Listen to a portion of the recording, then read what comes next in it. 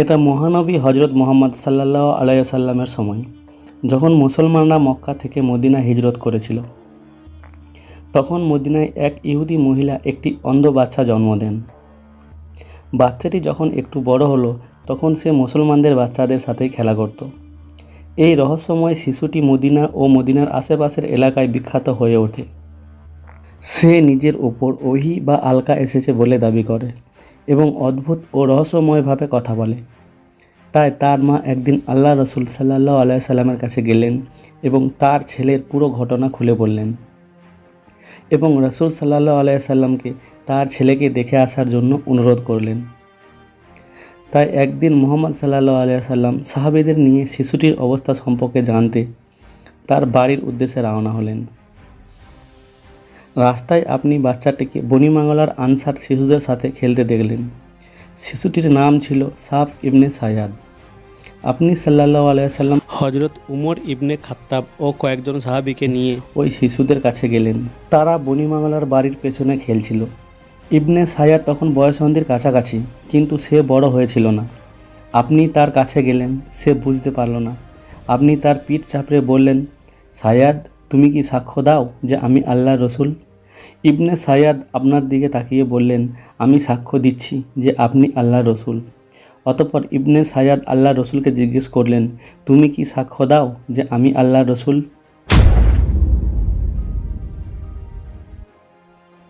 তো আপনি তাকে ছেড়ে দিলেন এবং বললেন, আমি আল্লাহ ও তার রসুলের প্রতি ঈমান এনেছি। তারপর রসুল সাল্লাল্লাহু আলাইহি সাল্লাম তাকে জিজ্ঞেস করলেন, তুমি কি দেখছো? ইবনে সায়াদ উত্তর দিলেন, আমি সমুদ্রের উপর একটি সিংহাসন মানে আরশ দেখছি। আপনি বললেন, ওটা শয়তানের সিংহাসন। ইবনে সায়াদ বললেন, আমি সত্য ও মিথ্যা সংবাদ পাই। রসুল সাল্লাল্লাহু আলাইহি সাল্লাম বললেন, তাহলে তোমার ব্যাপারটা উল্টো পাল্টা হয়ে গেল।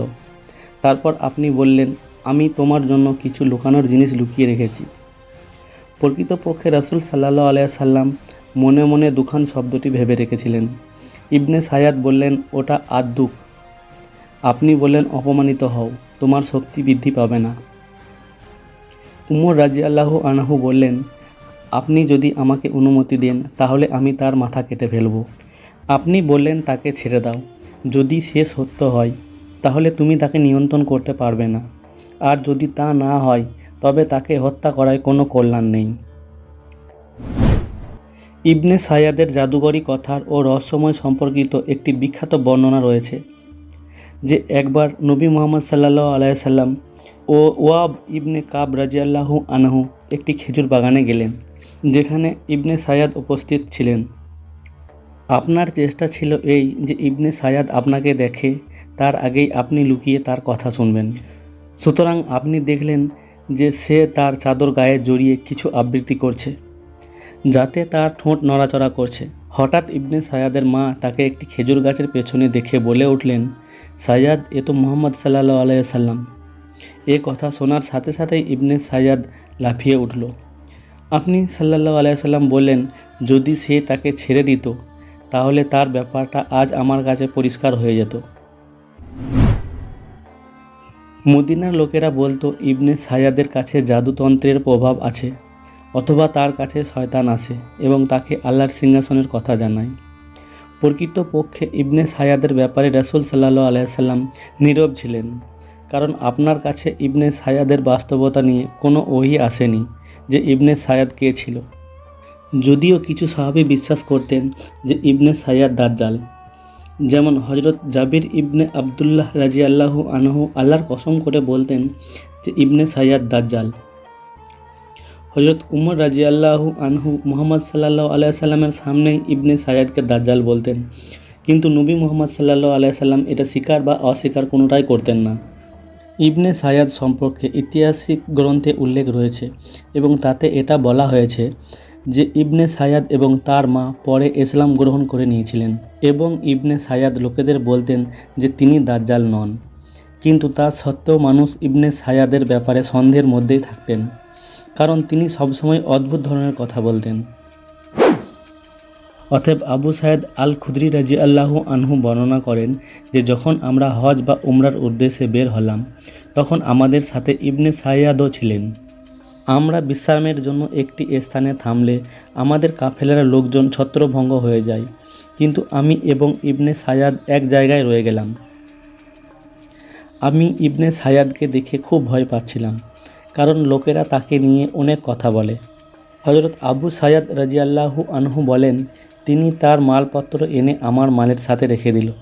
আমি তাকে বললাম, খুব গরম পড়েছে, ভালো হতো যদি তুমি তোমার মালপত্র নিয়ে ওই গাছের নিচে রেখে আসতে। তাই সে ওটাই করলো। সে তার নিজের মালপত্র নিয়ে সেই গাছের নিচে রেখে আসলো। আমাদের সামনে একটা ছাগল আনা হলো। সে ছাগলের দুধ দহন করে পেয়ালাটা আমার সামনে এনে বলল, হে আবু সাঈদ, পান করো। আমি বললাম, আবহাওয়া খুব গরম এবং দুধও গরম।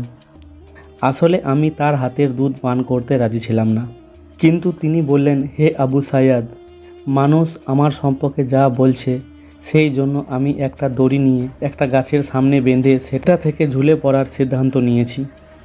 হে আবু সায়াদ, কে সে যার কাছে আল্লাহ রসুল সাল্লাল্লাহু আলাইহি সাল্লামের হাদিস গোপন করা হয়েছে? রসুল সাল্লাল্লাহু আলাইহি সাল্লাম কি একথা বলেনি যে দাজ্জাল কাফের হবে এবং আমি তো মুসলমান? আপনি কি বলেননি যে সে বন্ধ্যা হবে এবং তার কোনো সন্তান হবে না?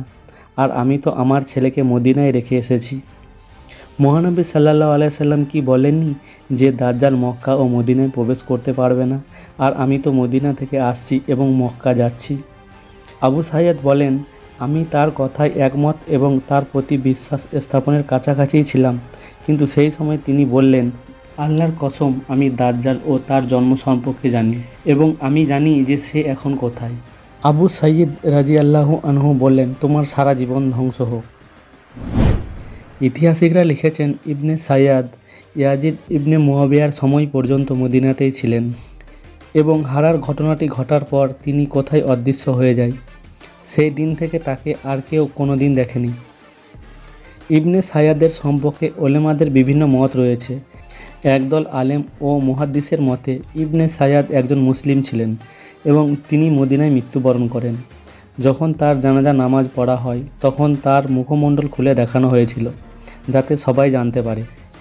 ইবনে সাইয়াদ জিহাদ করেছিলেন এবং হজও এবং মুসলমানদের সাথেই বসবাস করতেন, কিন্তু তিনি এমন কথা বলতেন যে লোকেরা তাকে নিয়ে সন্দেহ করত। কোনো আলেম লিখেছেন যে নবী সাল্লাল্লাহু আলাইহি সাল্লাম এই উম্মতে 30টি দাজ্জালের আগমনের ঘোষণা দিয়েছেন, যারা কিয়ামতের আগে আসবে। ইবনে সাইয়াদ ওই দাজ্জালের একজন, কিন্তু তিনি দাজ্জালে আকবার নন যে কিয়ামতের কাছাকাছি আসবে। এই প্রবাদটি সবচেয়ে সাধারণ এবং যুক্তিসঙ্গত বলে বিবেচিত হয়।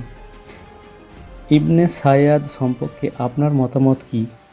তার সম্পর্কে কিছু জানা থাকলে কমেন্ট বক্সে লিখুন।